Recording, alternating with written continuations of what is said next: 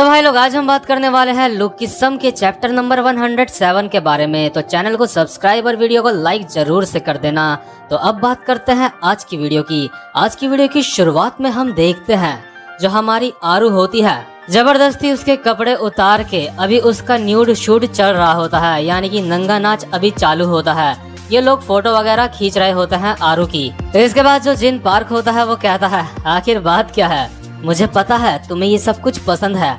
वैसे भी तुम मैसेंजर में अपनी ऐसी पिक्स बहुत सारे लोगों को सेंड करती रहती थी। तुमने मुझे मेरी पीठ पीछे धोखा दिया और अब देख कुतिया तेरे साथ ये क्या हो रहा है। तूने मुझे समझा था कि मैं तेरा एक खिलौना हूँ जिससे तू जैसे चाहे वैसे मर्जी खेल सकती है। और यार जो आरू होती है उसकी आंखों से अभी आंसू आ रहे होते हैं और वो अपने मन में सोच रही होती है, अब मैं क्या करूं, आखिर मेरे साथ ये सब कुछ कैसे हो गया। इसके बाद जो पीटीजे कंपनी का सीईओ होता है वो कहता है, तुम चिंता मत करो, हम तुम्हारी ऐसी पिक्स क्लिक करके इससे पैसे नहीं कमाना चाहते, हम तुम्हें बस एक बार इस्तेमाल करके छोड़ना नहीं चाहते।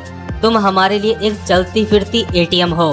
अगर तुम चाहती हो हम तुम्हारी ये सारी की सारी पिक्स पब्लिक में वायरल ना करें तो तुम्हें मेरी कंपनी में अपने मरते दम तक काम करना पड़ेगा। तो यार इसके बाद हमें उस समय का सीन दिखाया जाता है जब जिन पार्क आरू से पहली बार मिला था। इस समय यहाँ पे पीछे से आरू की वॉइस ओवर आ रही होती है। आरू कहती है, उस रात को बॉस ने मुझे एक अलग से रूम में बुलाया था। और हम देखते हैं उसी रूम में जिन पार्क भी होता है। जिन पार्क आरू से कहता है, मैं तुमसे यहाँ पे पूछता हूँ, अच्छा तो तुम्हारा नाम आरू है ना? आरू कहती है, हाँ मेरा नाम आरू है। जिन पार्क आरू को कहता है, मैं तुम्हें शुरुआत से ही काफी ज्यादा पसंद करता हूँ, मैं तुम्हें 100% सपोर्ट करूंगा, बस तुम्हें मेरे साथ रहना पड़ेगा, मेरे साथ घूमना पड़ेगा, इसमें कुछ भी अजीब नहीं है ना? इसके बाद आरू कहती है, लेकिन मेरा एक बॉयफ्रेंड है। इसके बाद जो पीटीजे कंपनी का मालिक होता है वो कहता है, अरे तुम उसको धोखा दे दो क्योंकि तुम्हें इससे अच्छा चांस और कभी नहीं मिलेगा। पीछे से आरू की वॉइस ओवर आती है। इसके बाद जिन पार्क ने मुझे कहा था कि अगर मैं उसको डेट करूंगी तो वो मुझे 100% सपोर्ट करेगा। इसके बाद जो आरू होती है वो डरते डरते कहती है, अगर मैं तुम्हें डेट करूंगी तो क्या मैं एक सेलिब्रिटी बन पाऊंगी? और वैसे भी तुमने तो पहले से ही लसॉल को सिलेक्ट करा हुआ है ना? इसके बाद जो जिन पार्क होता है वो कहता है, लसॉल हम उसको हटा देंगे, हम उसकी जगह तुम्हें ला देंगे। और इसके बाद फिर से आरू की वॉइस ओवर आती है, जब मुझे ये ऑफर मिला था तो मैंने बिल्कुल भी दोबारा नहीं सोचा और मैंने हाँ कर दी थी, लेकिन उस रात को लसॉल ने हमारी सारी की सारी बातें सुन ली थी, इसलिए उसके बाद से मैं लसॉल से दूरी बना के रखती हूँ। मैं जब भी लसॉल को देखती थी तो मैं उससे अपनी नजरें नहीं मिला पाती थी। मुझे लगता था वो सारी की सारी बातें ओलिवियर को बता देगी, लेकिन जिस दिन ओलिवियर ने मुझे जिन के साथ देखा था उस दिन से मैंने ओलिवियर को अपने दिल से पूरी तरह से मिटा दिया था।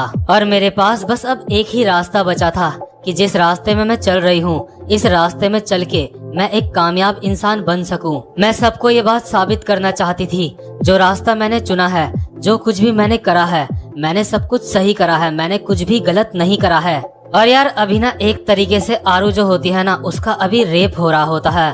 तो जो आरू का मैनेजर होता है वो आरू से चिपक रहा होता है। आरू कहती है, हट जाओ यहाँ से। और जो आरू का मैनेजर होता है वो कहता है, तो साली अपने पैरों को मत हिला। और जो आरू का मैनेजर होता है वो आरू के साथ जोर जबरदस्ती कर रहा होता है, वो उसको मार पीट रहा होता है। लेकिन जो जिन पार्क होता है वो कहता है, बस उसके फेस पे मत मारना तुम, क्योंकि यार अगर ये आरू के फेस में मार देंगे तो इसका आगे चल के ये फोटो शूट नहीं कर पाएंगे। और जो अभी आरू होती है अपने मन में सोच रही होती है, जो रास्ता मैंने चुना था वो गलत था, मैं पूरी तरह से गलत थी। लेकिन तभी हम देखते हैं इस कंपनी का जो दरवाजा होता है बाहर से उसको कोई खटखटा रहा होता है।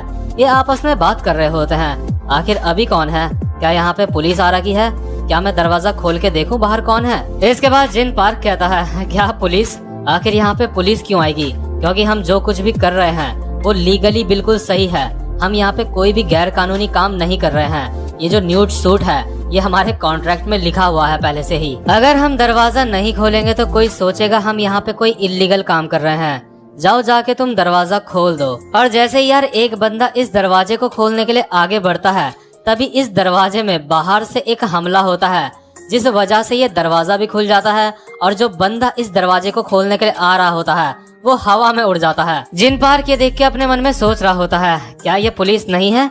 हमारे ऊपर अटैक हुआ है। और इसके बाद जो पीडीजे कंपनी का मालिक होता है वो कहता है, तो तुम यहाँ पे कैसे? और अभी हम देखते हैं यहाँ पे क्लास सी के सारे बंदे पहुँच जाते हैं। यहाँ पे वास्को, क्रिस्टल और जॉय भी साथ में आए हुए होते हैं। इसके बाद पीडीजे कंपनी का मालिक इन सबको कहता है, आखिर तुम सारे के सारे बच्चे यहाँ पे क्या कर रहे हो? आखिर तुम यहाँ पे क्यों आए हो? क्या तुम यहाँ पे ये देखने के लिए आए हो कि अडल्ट्स लोग कैसे काम करते हैं, वो कैसे शूटिंग करते हैं? और जो अगल बगल के लोग होते हैं जिन पार्क के साथ के, वो कह रहे होते हैं, वो लड़की सच में काफी ज्यादा हॉट है, क्या हम उसकी भी वीडियो बना सकते हैं? इसके बाद जो क्रिस्टल होती है वो कहती है, मैं यहाँ पे तुम्हारे पास अपने फादर का मैसेज लेके आई हूँ। और यार जो अभी आरू होती है ना, वो सही सलामत होती है, उसकी इज्जत अभी लुटी नहीं होती। तो इसलिए क्रिस्टल अपने मन में सोच रही होती है, थैंक गॉड हम यहाँ पे सही समय पे आ गए। इसके बाद जो हमारा डैनियल होता है हैरान होकर अपने मन में सोचता है कि क्या ये लोग क्रिस्टल को जानते हैं और क्रिस्टल डीजी को जानती है? आखिर ये लड़की है कौन? तो यार इसके बाद हम कुछ घंटे पहले का सीन देखते हैं जहाँ पे जो हमारा हैंडसम वाला डैनियल होता है वो डीजी से मिलने जा रहा होता है। वो अपने मन में सोच रहा होता है, मुझे डीजी से मिलना ही होगा क्योंकि वो जरूर मेरी 2 बॉडीज के बारे में कुछ ना कुछ तो जानता ही है। तो जैसे ही हमारा डैनियल डीजी के ऑफिस के बाहर पहुंचता है, वो अपने मन में सोच रहा होता है, अगर वो मुझसे मिलने से मना कर दे तो चलो ठीक है, इसलिए मैं पहले दरवाजे को खटखटाता हूँ। तो यार जैसे ही हमारा डैनियल दरवाजा खटखटा रहा होता है, उसको अंदर से आवाज आती है। अंदर से हमें क्रिस्टल की आवाज आती है। क्रिस्टल कह रही होती है, क्या वो लोग आरू का जबरदस्ती न्यूड फोटोशूट कर रहे हैं? क्या तुम लोग पागल हो? हमें उन्हें जाके जल्दी से रोकना पड़ेगा, ये एक क्राइम है। गन, जल्दी से मेरे फादर को कॉल करो। इसके बाद जो गन होता है वो कहता है, क्या बॉस को कॉल? लेकिन क्यों? इसके बाद क्रिस्टल कहती है, मेरे फादर पीडीजे कंपनी में एक शेयर होल्डर हैं, वो ये सब कुछ होने से रोक सकते हैं। इसके बाद गन कहता है, मैं ऐसा करना तो नहीं चाहता, लेकिन तुम कह रही हो तो कॉल कर ही देता हूँ। इसके बाद जो क्रिस्टल होती है वो डीजी को कहती है, डीजी तुम इस सब के बारे में जानते हो और तुम कुछ भी नहीं कर रहे हो, तो तुम्हें ये सब कुछ रोकना चाहिए। इसके बाद हम देखते हैं जो गन होता है वो बॉस से बात कर रहा होता है अपने। गन कहता है, हाँ बॉस मैं गन बोल रहा हूँ। अच्छा ओके हाँ ठीक है मैं समझ गया।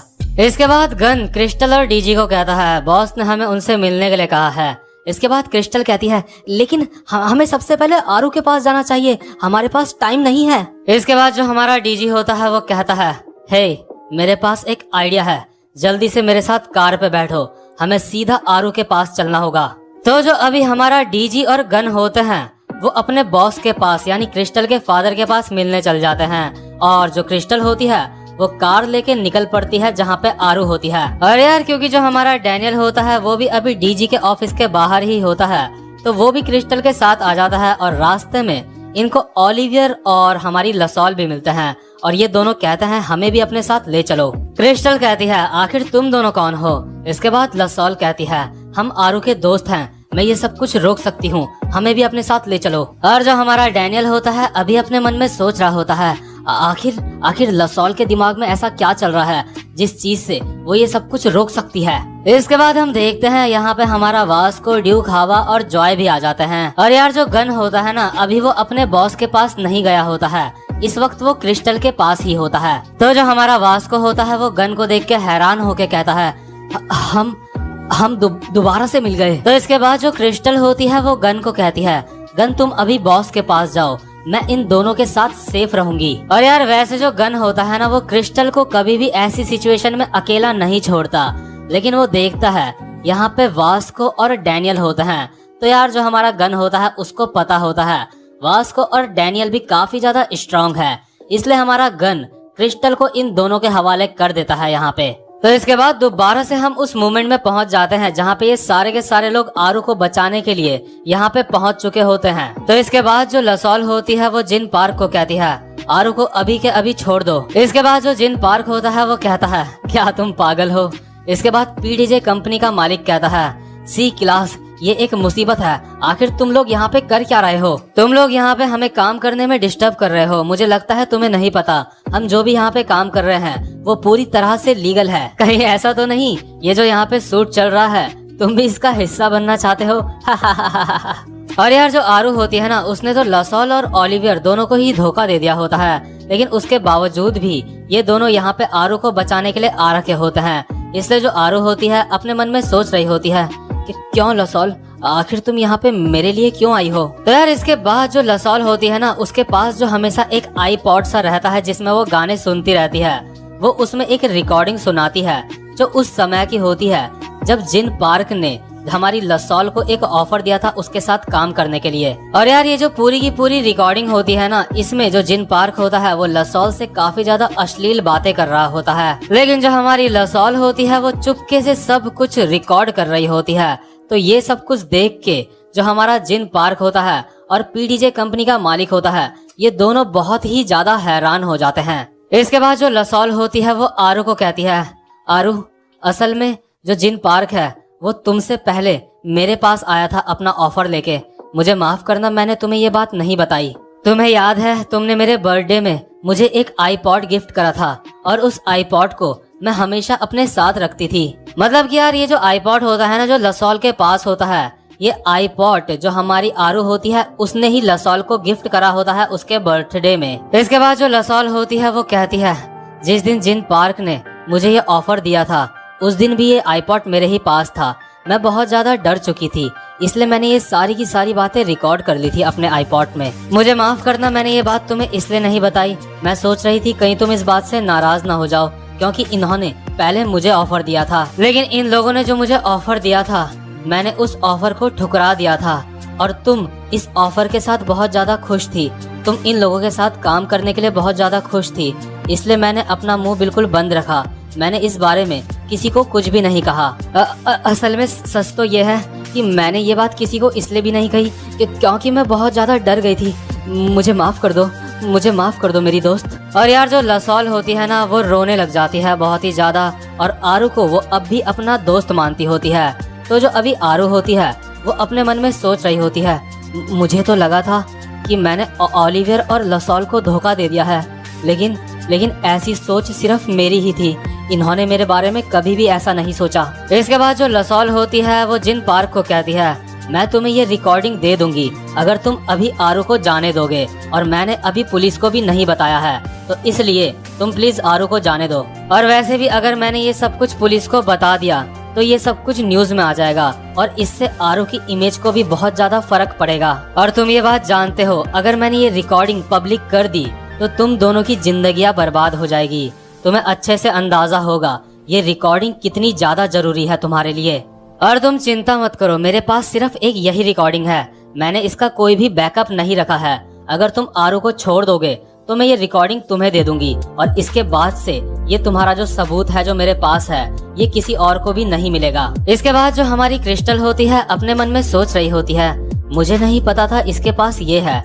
मुझे लगता है अब मुझे इस मैटर में अपने फादर को इन्वॉल्व करने की कोई भी जरूरत नहीं है। इसके बाद जो जिन पार्क होता है वो हंसते हुए कहता है, क्या तुम्हारे पास इस चीज की, इस ऑडियो की सिर्फ एक ही कॉपी है और तुमने यहाँ पे अभी पुलिस को भी नहीं बुलाया है। इसके बाद जो जिन पार्क होता है अपने बंदों को कहता है, गाइस दरवाजे लॉक कर दो, ये लोग यहाँ से बाहर न जाने पाए। अगर हमने इनसे ये रिकॉर्डिंग ले ली तो इनका खेल खत्म हो जाएगा यहीं पे। और इसके बाद जो पीडीजे कंपनी का मालिक होता है वो हंसते हुए कह रहा होता है, तुम बच्चे हमेशा बच्चे ही रहोगे, तुम्हें कुछ भी चीज समझ में नहीं आती। इसके बाद जिन पार्क अपने साथ वालों को कहता है, बस क्रिस्टल को कुछ मत करना, बाकी सबको धो डालो। और यार इस वक्त हम देखते हैं यहाँ पे आरू के मैनेजर के साथ 30-40 बंदे और होते हैं। इसके बाद जो आरू का मैनेजर होता है वो कहता है, तुमसे मिलके दोबारा से अच्छा लगा दाढ़ी वाले इंसान। इसके बाद जो जिन पार्क होता है वो कहता है, तुम्हारे लिए अच्छा यही होगा वो रिकॉर्डिंग चुपचाप से हमारे हवाले कर दो, क्योंकि यहाँ पे जितने भी ये लोग हैं ये सारे के सारे प्रोफेशनल गुंडे हैं। लेकिन यार यहाँ पे जो हमारा डैनियल और वास्को होते हैं वो बिल्कुल फाइटिंग पोजीशन में आ जाते हैं। इसके बाद जो वास्को होता है वो डैनियल को कहता है, डैनियल तैयार हो जाओ। इसके बाद डैनियल कहता है, हाँ बिल्कुल। इसके बाद जो जॉय होती है वो अपने मन में सोच रही होती है, मुझे पता था ये जगह खतरनाक होगी, मुझे इनकी हेल्प करनी चाहिए, मुझे सारे के सारे लॉन्डो को यहाँ पे बुलाना पड़ेगा। मतलब कि यार जो हमारी जो जॉय है ना उसकी भी अच्छी खासी पहचान होती है शायद। इसके बाद जो क्रिस्टल होती है हम देखते हैं वो अपने फोन में कुछ कर रही होती है। इसके बाद जो पीडीजे कंपनी का मालिक होता है वो क्रिस्टल को कहता है, ये करने के लिए बहुत ज्यादा लेट हो चुकी है मिस, अब अगर तुम बॉस को यहाँ पे बुलाओगी भी तो उससे कुछ नहीं होने वाला, क्योंकि जब तक वो यहाँ पे आएंगे तब तक हम तुमसे सारे के सारे सबूत छीन लेंगे। इसके बाद जो क्रिस्टल होती है वो एक स्माइल के साथ कहती है, वेल मेरे फादर ने पहले ही यहाँ पे कुछ बंदों को भेज दिया है, वो यहाँ पे दरवाजे के बाहर खड़े हैं। और जो जिन पार्क होता है ये सुन के उसकी काफी ज्यादा फट जाती है। वो कहता है क्या कितने बंदे भेजे हैं तुम्हारे फादर ने यहाँ पे? इसके बाद क्रिस्टल कहती है सिर्फ 2 इंसान। इसके बाद जिन पार्क कहता है क्या क्या सिर्फ 2? तुम्हें लगता है तुम्हारे फादर यहाँ पे किसी को भी भेज देंगे और हम उनसे डर जाएंगे? इसके बाद पीडीजे कंपनी का मालिक कहता है, देखो क्रिस्टल, तुम और तुम्हारे दोस्त यहाँ से शांति से निकल सकते हैं। आखिर तुम्हें पता भी है हमारे साथ कितने सारे बंदे खड़े हैं? हमारे पास यहाँ पे 30 से भी ज्यादा बंदे हैं। और तभी हम अचानक से देखते हैं इस कंपनी का जो मेन डोर होता है उसको बाहर से कोई तोड़ देता है। और यार ये जो बंदे होते हैं जिन्होंने ये दरवाजा तोड़ा होता है ना, ये और कोई नहीं बल्कि वही होते हैं जिसका आप सबको बेसब्री से इंतजार था, हमारा गो और गन अंदर आते हुए कहता है, तुमने बिल्कुल सही कहा, यहाँ पे हम सिर्फ 2 बंदे ही आए हैं। और जो हमारा गो होता है वो स्माइल करके कह रहा होता है, हाय। तो यार फाइनली अब हमें ये 2 मॉन्स्टर साथ में देखने को मिलेंगे और आगे के एपिसोड सच में काफी ज्यादा खतरनाक होने वाले हैं। तो भाई लोग ये वाला चैप्टर यहीं पे खत्म होता है। उम्मीद करता हूँ कि आपको ये वाली वीडियो भी पसंद आई हो, और अगर आप चाहते हो जो नेक्स्ट वीडियो है वो आपको जल्दी से जल्दी मिल जाए तो मेरे चैनल को जल्दी से सब्सक्राइब और बेल आइकन को भी जरूर से प्रेस कर देना। तो भाई लोग अब मैं आपसे मिलता हूँ अपनी नेक्स्ट वीडियो में, तब तक के लिए गुड बाय।